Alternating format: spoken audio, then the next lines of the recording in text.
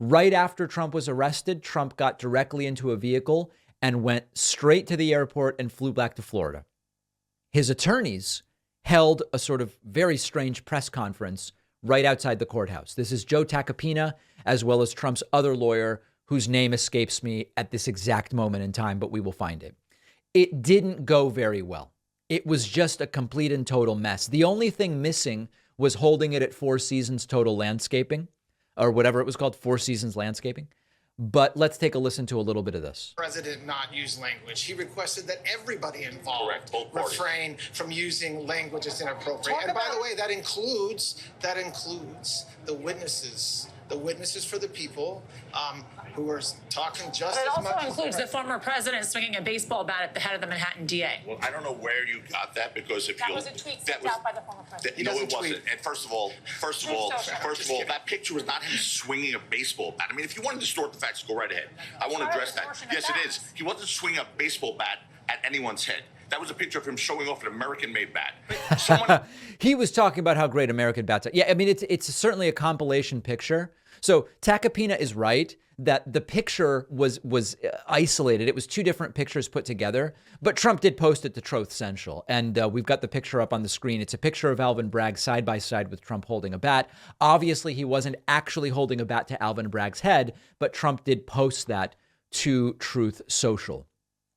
Let's look at another little bit of that discussion. There was no admonishment that the president not use language that would incite violence or civil unrest. He did not request that the president not use language. He requested that everybody involved refrain from using language that's inappropriate. And by the way, that includes the witnesses for the people who are talking just as much. It also includes the former president swinging a baseball bat at the head of the Manhattan DA. Well, I don't know where you got that, because if that was a tweet sent out by the former president. No, it wasn't. And first of all, that picture was not him swinging a baseball bat. I mean, if you want to distort the facts, go right ahead. I won't address that. Yes, it is. He wasn't swinging a baseball bat at anyone's head. That was a picture of him showing off an American-made bat.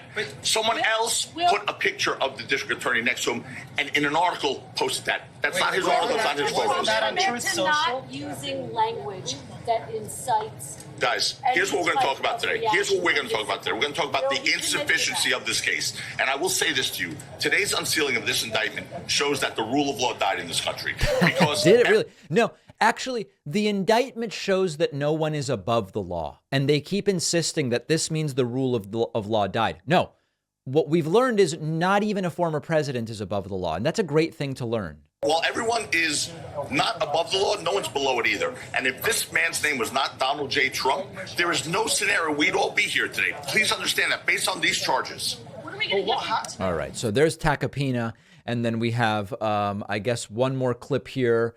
About Trump's posts about the judge and the judge's family. Messages. We are here to talk about the case and litigate cases. We can't address what he posts or what he wants to post or did post. But as his attorneys, have you told him to stop posting this rhetoric, so these what messages I said about before the judge? was we can't, literally, we can't tell you what we've discussed with No, our I client. understand, So but are that's the you answer. concerned that he's continuing to Not go concerned after at the all. judge, talking about the judge's wife, talking about the family? I mean, I don't think the judge was concerned about it. Yeah, but any other defendant, wouldn't you be like... Any other defendant wouldn't be here today. He's not going after the judge. He is not going after the judge. He commented that he thought that there were some issues that may cause a conflict. That's not going after the judge. He is not threatening the judge. He is not going after the judge. He's going after the He DA. has said that the You may also notice that someone's holding the leg of a mannequin over the head of attorney Joe Tacopina during this entire thing. That's an important visual component. DA, he is angry because the DA has brought a case that is unjustified. And so I'm not going to comment on it. You may disagree with the way he spoke, Can but you he talk is about the angry. process? Was he fingerprinted? Was there a I'm not going to mugshot? talk about it. Was there a In fact, mugshot? I think that thank you for What your about attention.